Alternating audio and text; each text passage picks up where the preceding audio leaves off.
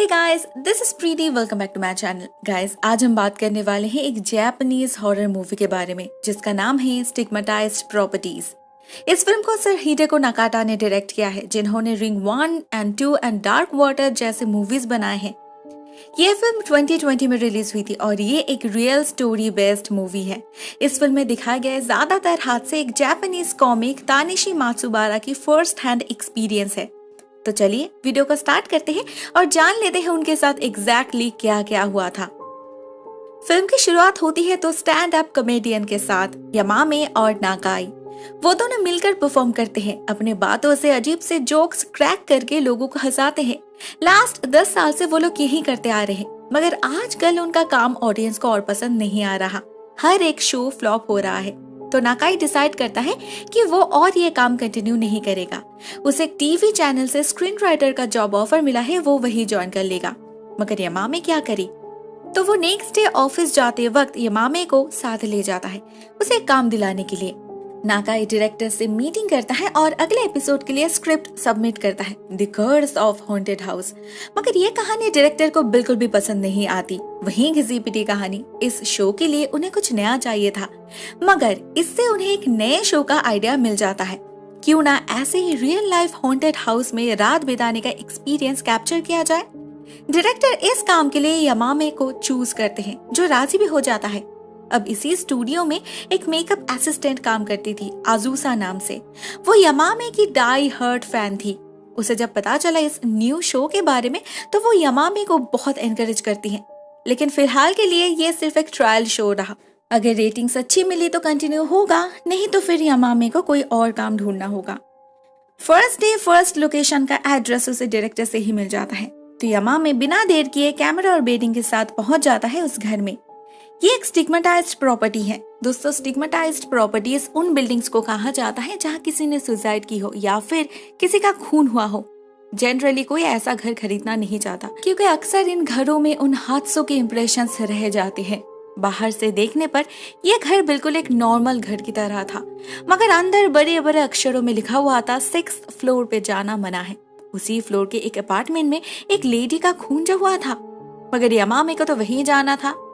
Initially उसे बहुत डर लगता है, एक काला साया भी नजर आता है उसे, लेकिन वो असल में उसका पड़ोसी था, कोई भूत नहीं। मगर उनका डॉग ना जाने किसे देखकर भौंकता ही जा रहा था।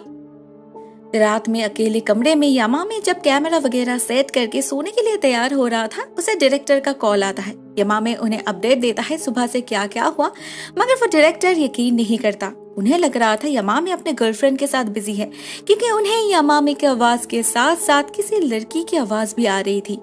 नेक्स्ट डे जब सभी मिलकर उस टाइम के फुटेजेस चेक करते हैं, तो उन्हें क्लियरली उस वक्त एक सफेद धुआं जैसा कुछ यमामे के फोन से निकलता हुआ दिखता है। अब ये फुटेज वायरल हो जाती है। साथ में जब एक फेमस पैरानॉर्मलिस्ट कह देते हैं कि ये कोई आत्मा है, तो लोग सच में ही डरने लगते हैं। इतना सब कुछ हो गया, मगर यमामे खुद कुछ भी फील नहीं किया था, इसीलिए उसे डर भी नहीं लगा। उल्टा उसे इतना ज्यादा फेम मिल रहा था, तो वो इस शो को कंटिन्यू करने का डिसाइड करता है। एक रात वो अपने साथ नाकाई और आजुसा को भी ले जाता है उस घर में।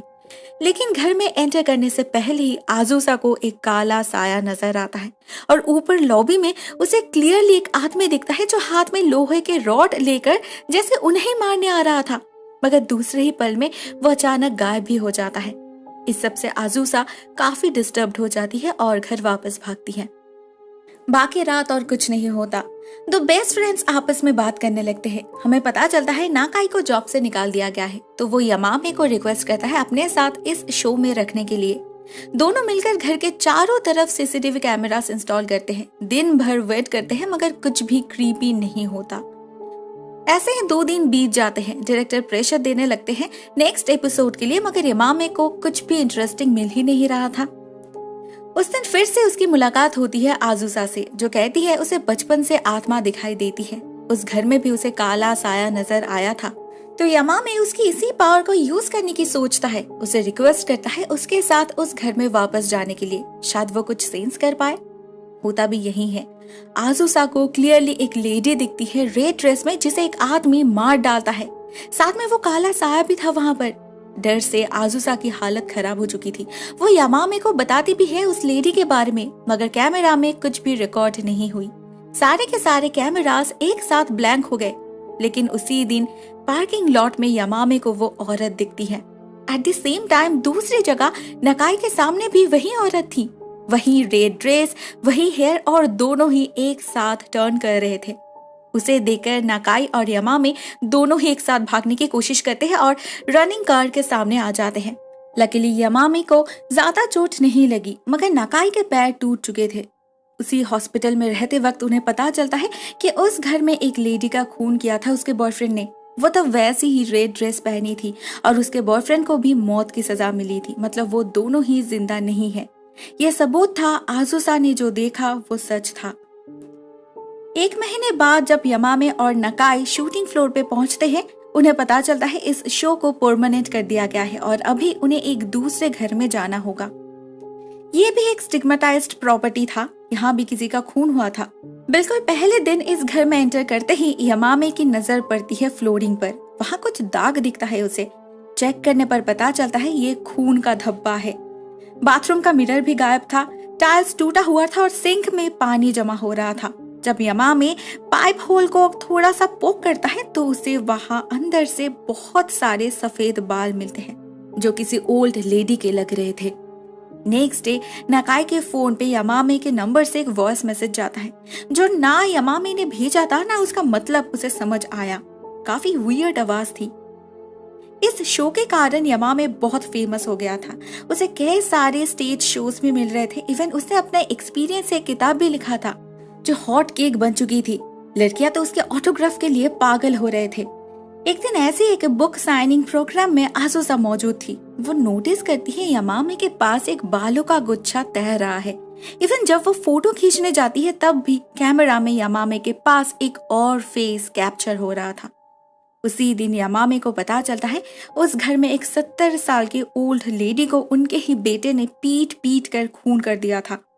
यमामे बिल्कुल श्योर हो जाता है इस घर में उन्हें कोई जबरदस्त क्लिप तो जरूर मिलेगा। लेकिन इसी बीच नकाई को घर जाना पड़ता है। उसकी माँ अचानक बीमार पड़ गई। वो जाने से पहले यमामे को कहा जाता है कि उसे आजुसा की मदद लेनी चाहिए, उसके बिना वो कुछ नहीं कर सकता। ये बात यमामे को भी पता है तो वो फिर से एक बार आजुसा से मदद मांगता है, लेकिन उस घर के असलियत के बारे में कुछ भी नहीं बताता। आजुसा फिर से एक बार उसके साथ निकल पड़ती है, लेकिन इस घर में उसे बहुत ही भयानक एक्सपीरियंस होता है। उसे अपने सामने वही काला साया नजर आता है। आने पे एक ओल्ड लेडी दिखती है जिसके चेहरे से खून बह रहा था। सिंक में फिर से पानी जमा होने लगता है और ये ओल्ड लेडी आजुसा को उसी पानी में डुबोकर मारने की कोशिश करती है। आजुसा को विजन आता है इस ओल्ड लेडी के साथ क्या हुआ था। पहले उसके बेटे ने उसे इतना मारा कि उसके मुंह से खून निकलने लगा और फिर उनका सर आने पे पटक दिया। फाइनली उसे इसी सिंक में डुबोकर मार डाला। यमामे आजुसा को वो वॉइस मैसेज भी सुनाता है जिसे स्लो मोशन में प्ले करने पर उन्हें पता चलता है यह उस लेडी की आवाज है। जब पानी में उनकी सांसें रुक रही थी तब उन्होंने कहा था कि मुझे तुम्हें अडॉप्ट करना ही नहीं चाहिए था। बाद में चेक करने पर साबित हो जाता है कि वो लड़का सच में ही अडॉप्टेड था। यमामे को और एक कहानी मिल चुकी थी जिसे वो बेच पाए, मगर आजुसा बहुत ही ज्यादा डर गई थी और नकाई भी उसके साथ और काम करना नहीं चाहता था क्योंकि अभी उसके माँ के बाद उसके पिता के फैक्ट्री में भी आग लग गई थी जिस आग में उसके पिता भी जल गए। ये कोई कोइंसिडेंस नहीं हो सकता। पहले उनका एक्सीडेंट, अब उसके परिवार में ये सब हादसे। नकाई को लगता है इन सब घरों में वक्त बिताने के कारण उन पर कोई शाप लगा है, उनके परिवार खतरे में है। यमामे का तो कोई परिवार नहीं, लेकिन नकाई जानता है कि वो आजुसा को पसंद करता है, मतलब उसकी जान भी खतरे में आ सकती है। यमामे उसके बातों पर बिलीव तो नहीं करता, लेकिन अपने नेक्स्ट घर को चूज करते वक्त आजुसा को इन्फॉर्म नहीं करता। इस घर में लास्ट मंथ ही एक लड़की ने डोर नॉब से फांसी लगाकर सुसाइड की थी। यहाँ एक एटिक भी था। यमामे वहां लेटकर डायरेक्टर से बात करने लगता है और हमें उसके पीछे वही काला साया नजर आता है जो शायद उस पर नजर रख रहा था। अचानक यमामे के कानों में एक बहुत ही श्रील वॉइस गूंज उठती है। उसके सर में दर्द होने लगता है जो वो डायरेक्टर से भी कहता है। ये बात उधर आजुसा को सुनाई देती है। वो बहुत परेशान हो जाती है और डायरेक्टर से एड्रेस लेकर इस घर में आ पहुंचती है। तब तक यमामे ऑलमोस्ट बेहोश हो चुका था। उसे लैडर पे एक बेंट हिस्सा दिखता है और एक ब्लैक रिबन भी। पता नहीं क्यों बेहोशी के हालत में वो उस रिबन को अपने ही गले में बांध लेता है और छलांग लगाने की कोशिश करता है, मगर ठीक तभी आजुसा दरवाजे पर नॉक करती है। यामामे का होश लौट आता है और उसे समझ आता है वो क्या करने जा रहा था। आजुसा ऑनलाइन सर्च करती है तो उसे पता चलता है इस घर में और भी कई सारे मौतें हो चुकी हैं। उस लेडी के बाद इस घर में एक आदमी रहने आया था जिसने इसी एटिक लैडर से फांसी लगाकर सुसाइड किया था। उन्हें भी माइग्रेन की प्रॉब्लम होती थी। इस बार यामामे खुद अपने अंदर एक डार्कनेस, एक एम्प्टीनेस फील कर पा रहा था। उधर इस शो की पॉपुलैरिटी इतनी बढ़ गई थी कि इसे नेशनल नेटवर्क में प्रमोट किया जा रहा था। डायरेक्टर साहब डिसाइड करते हैं इस बार यामामे को टोक्यो जाना पड़ेगा। यामामे भी निकल पड़ता है नए घर के खोज में। इस बार उसका ब्रोकर उसे एक ऐसे घर के बारे में बताती है जो काफी हॉन्टेड था, इतना कि इस घर का मैप भी इस ब्रोकर ने प्यूरिफाई करके रखी थी। असल में रिसेंटली इस घर में एक कपल की मौत हुई है बहुत ही मिस्टीरियस तरीके से। उन दोनों की लाश भी एक साथ ही मिली थी पुलिस को, मगर कैसे उनकी मौत हुई ये किसी को नहीं पता। सब कुछ सुनकर आजुसा यामामे को बहुत मना करती है। उसका गट फीलिंग कह रहा था ये घर उसके लिए खतरा हो सकता है। लास्ट टाइम वो बाल बाल बचा था, क्या पता इस बार अगर सच में उसे कुछ हो जाए तो। लेकिन यामामे नहीं सुनता। उसे और तरक्की करनी है और फेम पाना है उसे। वो उल्टा आजुसा से सारे कांटेक्ट तोड़ देता है। जा पहुंचता है टोक्यो शहर में। ये घर काफी बड़ा है, स्पेशियस, एयरी, लेकिन घर में एंटर करने के साथ साथ यामामे बेहोश होकर गिर जाता है। उसका सेंस लौटता है शाम को डोरबेल की आवाज से। बाहर लाइट बार बार फ्लैश कर रहा था, मतलब सेंसर किसी का प्रेजेंस सेंस कर पा रहा था। लेकिन दरवाजा खोलने पर यामामे को बाहर कोई नहीं दिखता। अचानक से एक दरवाजा अपने आप खुल जाता है और एक लड़की की रोने की आवाज सुनाई पड़ती है। उसी रात जब यामामे उस घर से लाइव टेलीकास्ट कर रहा था तब अचानक से ही उसका चेहरा काला पड़ने लगता है। सभी व्यूअर्स देखते हैं और सभी को लगने लगता है कि यामामे कर्स्ड हो चुका है। ये एपिसोड आजुसा भी देख रही थी। उसे बहुत डर लगता है। उसी दिन नाकाई आता है उससे मिलने, जो उसे यामामे से दूर रहने के लिए कहता है, क्योंकि ऐसे अचानक उसके दोनों पेरेंट्स के एक साथ मौत के बाद उसका यकीन और पक्का हो गया है। उसका इंट्यूशन कह रहा था कि यामामे की जान खतरे में है। अगर आजुसा साथ रहेगी तो वो भी नहीं बचेगी। ये बात कितना सच है वो तो यामामे को उसी रात पता चल जाता है, जब रात के अंधेरे में कई सारे आत्माएं उस पर एक साथ हमला कर देती हैं।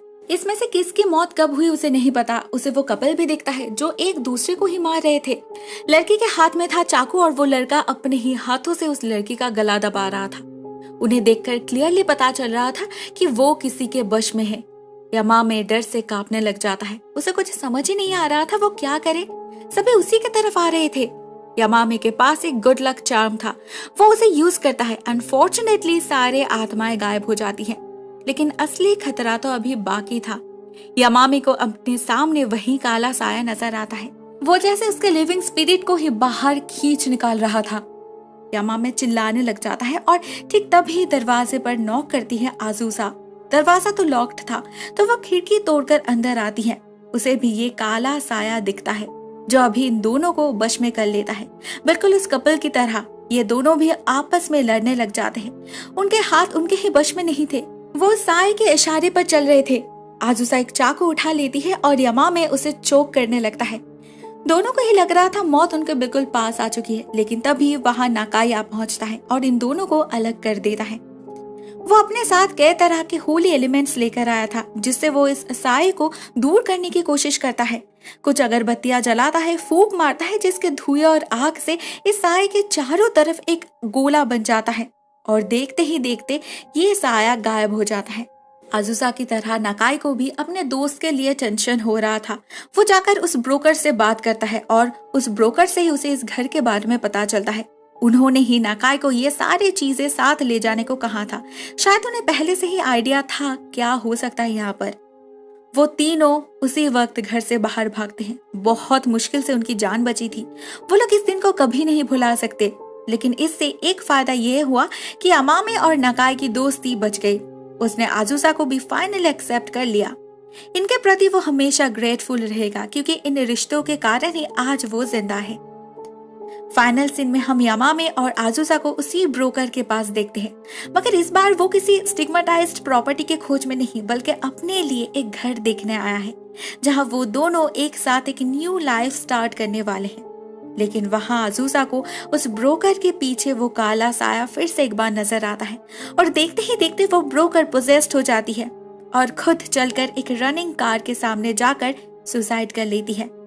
जब सभी उसे लेकर बिजी हो जाते हैं तब आजुसा को फिर से वही साया नजर आता है जो किसी कर्स की तरह उनका पीछा कर रहा था, एक ऐसा कर्स जिससे उन्हें छुटकारा कभी नहीं मिल सकता। इन प्रॉपर्टीज के बारे में उन्हें इन्फॉर्म करने के कारण वो ब्रोकर भी कहीं ना कहीं इस शाप का हिस्सा बन चुका था और इसीलिए उसे भी मरना पड़ा। दोस्तों, ये कहानी यहीं पर एंड हो जाती है। क्रेडिट सीन में हमें उन हॉन्टेड हाउस की कुछ इमेजेस और मिस्टर मात्सुबारा के नोट दिखते हैं। हमें पता चलता है कि वो अभी तक हॉन्टेड हाउस को विजिट कर रहे हैं और तब तक र्यूमर्स पर बिलीव नहीं करेंगे जब तक उन्हें खुद कुछ महसूस ना हो। गाइस, इस फिल्म को रियल स्टोरी बेस्ड कहा गया है, मगर मुझे लास्ट वाले इंसिडेंट को लेकर काफी शक है। लेकिन ये भी सच है कि एंटरटेनमेंट के कारण कुछ एक्स्ट्रा स्पाइस तो ऐड करना ही पड़ता है, which is completely okay. Overall मुझे ये फिल्म काफी ठीक ठाक लगी, मगर इस फिल्म में पर्टिकुलरली मुझे दोनों चीजें बहुत बेकार लगी। वो है कि मुझे कभी कभी लगा इस फिल्म को बेकार में ही कुछ ज्यादा ही लेंदी बनाई गई है। सेकेंडली, इस फिल्म में एक कॉमिक मोड डालने की कोशिश की गई है, which I personally didn't like. Thank you so much for watching this video guys. अगर आपको ऐसी और एशियन हॉरर मूवीज देखनी है तो आप इस लेफ्ट वाले प्लेलिस्ट पर क्लिक कर सकते हो। Once again thank you so much. बहुत जल्द मिलते हैं एक और नए वीडियो के साथ, तब तक के लिए टेक केयर, टाटा।